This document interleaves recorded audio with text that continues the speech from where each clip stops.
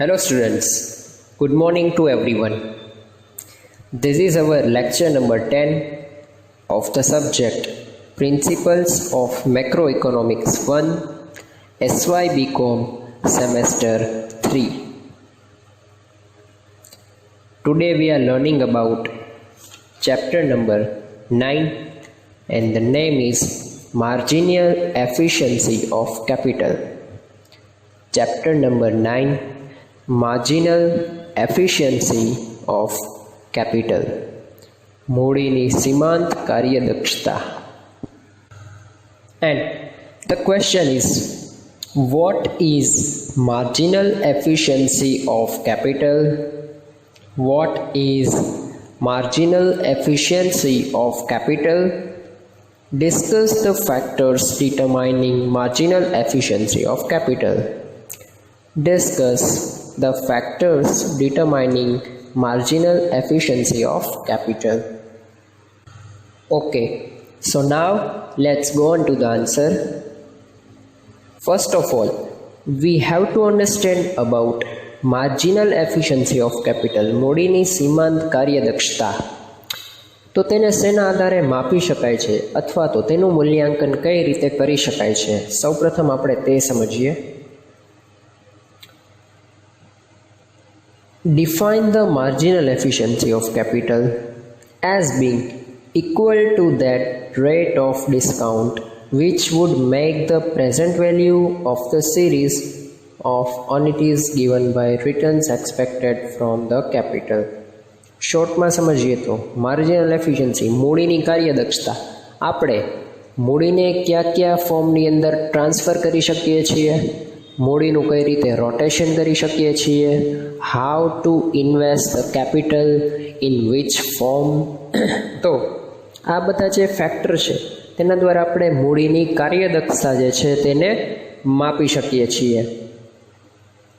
It indicates the estimated profitability of the source of capital. મૂડીના કયા કયા સ્ત્રોત છે, તો કે ભાઈ બાય ધ ઇન્કમની અંદર પણ આપણે તેને ડિવાઈડ કરી શકીએ છીએ. In the form of return of investment, in the form of interest on the capital. So that is a various kinds of the form or V food સે સોર્સિસ ઓફ કેપિટલ્સ. યસ, તો આ બધા ફેક્ટરના આધારે આપણે મૂડીની જે marginal efficiency એટલે કે સીમાંત કાર્યદક્ષતા જે છે માપી શકીએ છીએ. સો it is called marginal efficiency of the capital.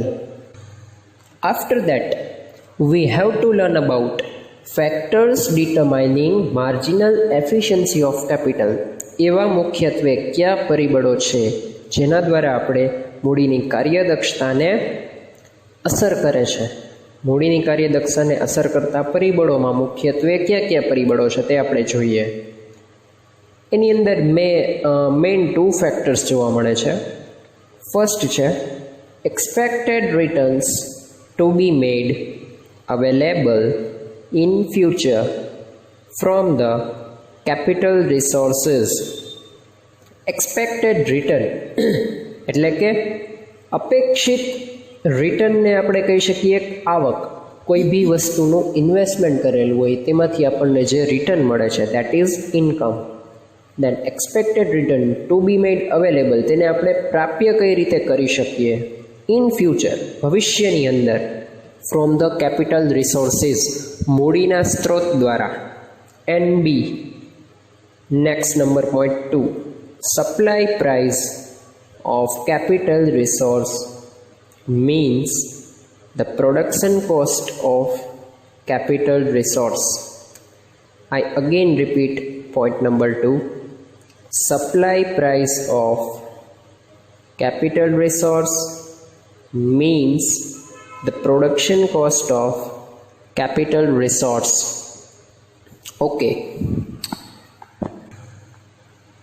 now we start with the first factor determining marginal efficiency of capital. Here the first point is expected return. Yes, અહીંયા વાત થાય છે જ્યારે આપણે મૂડીનું રોકાણ કોઈ પણ જગ્યાએ કરી, કોઈ બી સોર્સિસની અંદર કરીએ છીએ ત્યારે અપેક્ષિત વળતર જે છે એ આપણને કેટલા પ્રમાણમાં પ્રાપ્ત થાય છે. આપણે જે અપેક્ષિત વળતર પ્રાપ્ત કરીએ છીએ is to be made available શેની માટે? તો કે ફ્યુચર, ભવિષ્ય માટે, from the various kinds of capital resources. Yes, તો આની અંદર જોઈએ આપણે the expected net income from the new capital resource during its lifetime after deducting its production cost is called the expected return to be made available in future. Yes. Suppose you have a more sources of income. તમારી પાસે જ્યારે આવકના સ્ત્રોત વધારે પ્રમાણમાં હોય, then you will give a preference it to invest at any kinds of service. Yes, તો આ રીતે આપણે જોઈએ કે આવકના સ્ત્રોત વધારે પ્રમાણમાં અવેલેબલ હોય ત્યારે શું થાય છે કે વધારે આવકના સ્ત્રોત હોય તો આપણે એવું વિચારીએ કે આપણે આને વધારે સારી જગ્યાએ ઇન્વેસ્ટમેન્ટ કરી જેના લીધે એનું રિટર્ન સારું મળે. તો આની અંદર એ રિસોર્સિસનો પણ ઉપયોગ કરવામાં આવે છે કે આવકને આપણે કેટલા પ્રમાણમાં કઈ જગ્યાએ રોકાણ કરી શકીએ તેમાં સૌથી વધારે રિટર્ન આપણને પ્રાપ્ત થાય. યસ, તો આખો કોન્સેપ્ટ જે છે એ મૂડીની કાર્યદક્ષતા વધારવા માટે થઈને કયા પરિબળો જે ડાયરેક્ટલી મની એટલે કે ઇન્કમને અસર કરતા હોય તે આપણે આની અંદર જોવાનું છે. યસ, તો આપણે ડાયરેક્ટ એ જ પરિબળો લઈએ. તો ફર્સ્ટ પહેલું પ્રેફરન્સ શું છે? તો first you have to invest in bank, you have to invest it in a security, you have to invest in it various kinds of mutual funds. What will be the preference? It is very important because the preference should be kind of that it will be a more profitable than any other option. Yes, જો તમારે મૂડીની કાર્યક્ષમતા, કાર્યદક્ષતા વધારવી હોય તેની માટેનું better option છે કે તમને મૂડીના અગેન્સ્ટમાં સારા પ્રમાણમાં રિટર્ન ક્યાંથી પ્રાપ્ત થાય છે.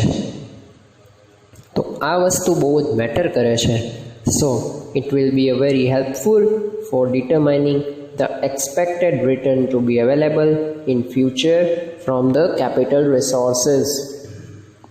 Now we go on to the next factor, number 2, that is supply price of capital resource. Supply price of capital resource. નાણાકીય સ્ત્રોતની પુરવઠા કિંમત. That is one demand price and second one is supply price. How we have to decide the supply price and how will this one is affect to the marginal efficiency of capital? Okay, so let's learn about that. The supply price of capital resource means production cost of purchasing the new capital resources. Supply price of capital, મૂડીની પુરવઠા કિંમત એટલે શું થાય?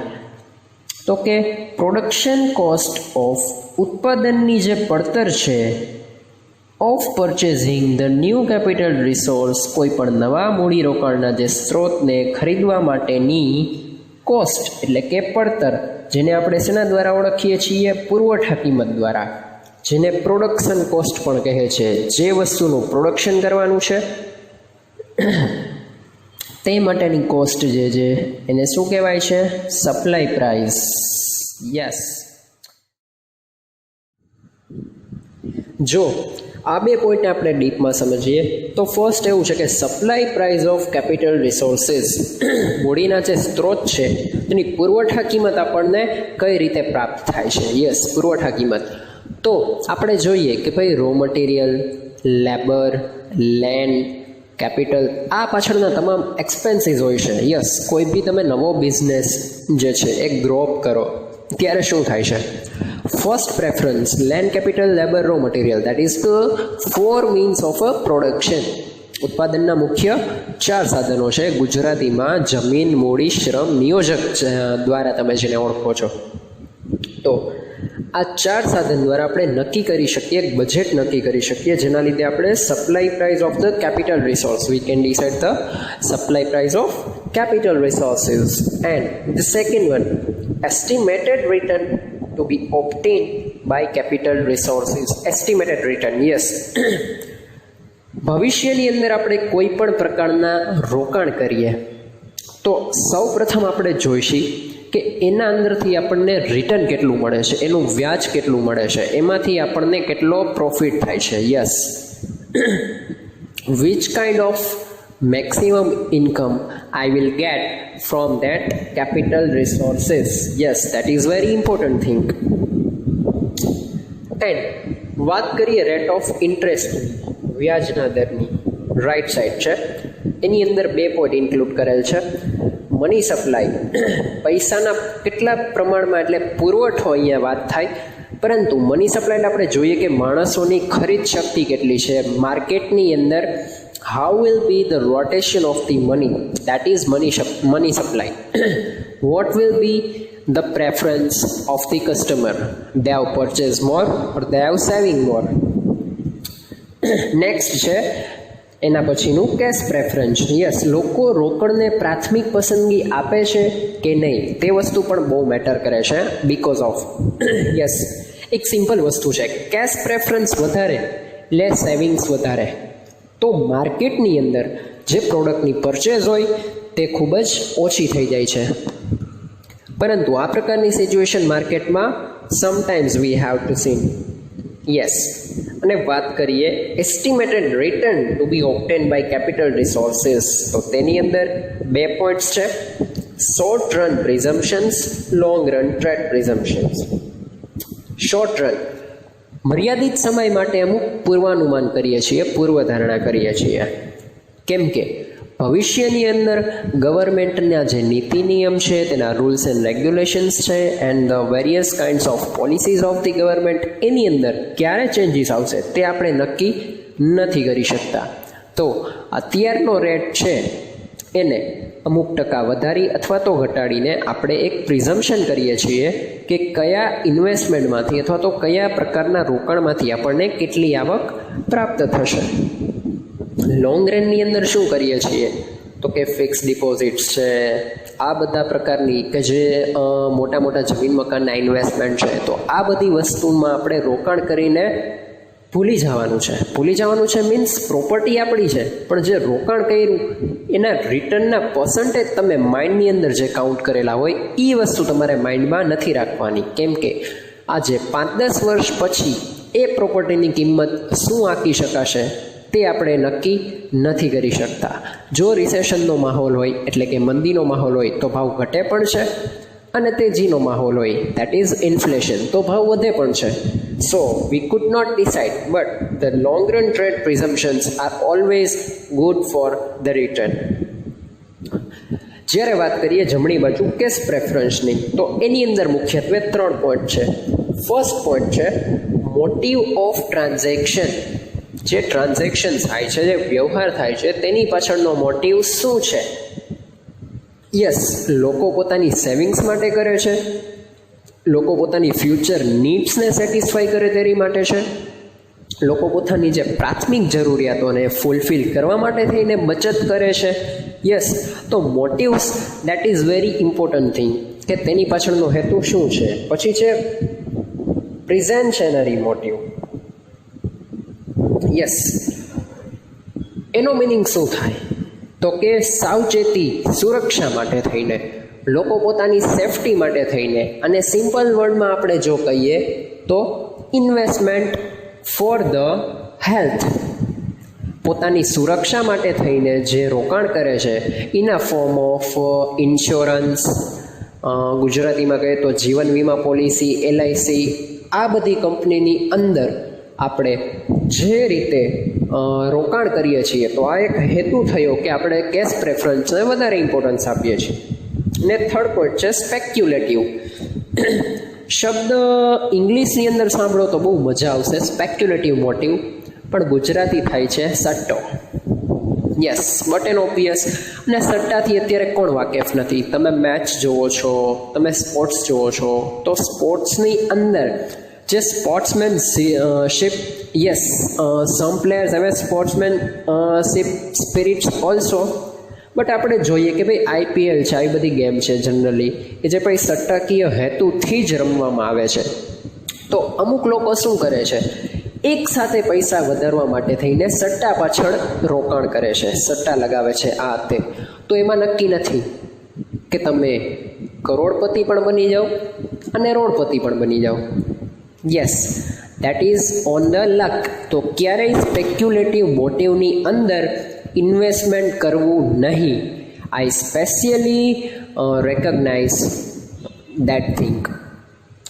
And speculative motive just for the knowledge, આ એક સટ્ટાકીય હેતુ just for the knowledge, because it is included in our topic. So the best is saving or fix. So this is a wonderful thing for the saving of money. Okay, so in this way we are understand this chart which is given by the Professor Keynes. Okay, so here we see some limitations of the Professor Keynes theory of the employment. First limitations, perfect competition. સંપૂર્ણ હરીફાઈ. જ્યારે માર્કેટની અંદર સંપૂર્ણ હરીફાઈ હોય ત્યારે એમ્પ્લોયમેન્ટની અંદર ઇન્ક્રીમેન્ટ થવાના ચાન્સીસ ખૂબ જ ઓછા થઈ જાય છે, કેમ કે પૂરતું માર્કેટ અવેલેબલ હોય છે, તો માણસોની જરૂરિયાત ત્યારે ઓછી થઈ જાય છે. Second point, short term analysis. ઓછા સમયગાળા માટેનું જે પૃથ્થકરણ, જેને તપાસ કહેવામાં આવે છે, કે ભાઈ ટૂંકા ગાળાનું વિશ્લેષણ જો તમે એઝમ્પશન કરો પૂર્વધારણાથી, તો ક્યારેક એક ખોટું પણ પડી શકે છે. So that is limitation. Number 3, closed economy, બંધ અર્થતંત્ર. જો વાત કરીએ ક્લોઝડ ઇકોનોમી, તો તેના ઉપર મુખ્યત્વે અસર કરતા પરિબળોમાં આવે છે ઇમ્પોર્ટ એન્ડ એક્સપોર્ટ. એક્સપોર્ટ માર્કેટની અંદર જ્યારે ક્લોઝ હોય છે ત્યારે પ્રોડક્શન સપ્લાય એ એકદમ ડિક્રીઝ થઈ જાય છે. So that export is directly affect to the economy. So the third limitation is the closed economy. Next, number 4, constant analysis. That is very important thing. Constant analysis is presented in the theory. Analysis means વિશ્લેષણ. You have to constantly research the market and the market trend. માર્કેટની અંદર કયા પ્રકારનો trend ચાલે છે, you have to analysis continuously. So there is a lack of dynamism in the theory because the concept of time lag has not been taken into the considerations. Next, number 5, more importance to the investment. જો રોકાણનું મહત્વ ખૂબ જ વધી જશે તો શું થશે? Sufficient focus is not laid on the other factors determining the employment. રોજગારી બાબતે આપણે વિચારી નહીં શકીએ. અને લાસ્ટ પોઈન્ટ છે, theory useless for developing country. વિકાસશીલ દેશો માટે બિન ઉપયોગી છે. Keynes theory is applicable to developed country only. For a developing country like India, yes, તો વિકાસશીલ દેશો માટે આ ખૂબ જ બિન ઉપયોગી છે, કેમ કે તેની અંદર નીડર ડાયનેમિઝમ. યસ, સો આ રીતે આપણે જોઈ total 6 limitations. So that is very IMP questions. I hope you will get it well. Thank you.